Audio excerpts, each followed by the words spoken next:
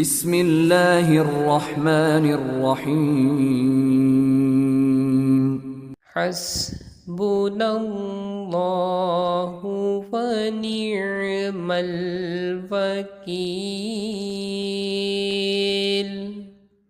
أني مسني الضر وأنت أرحم الراحمين لا إله إلا أنت سبحانك إني كنت من الظالمين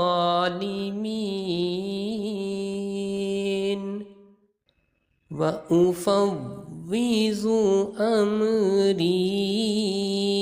إلى الله إن الله بصير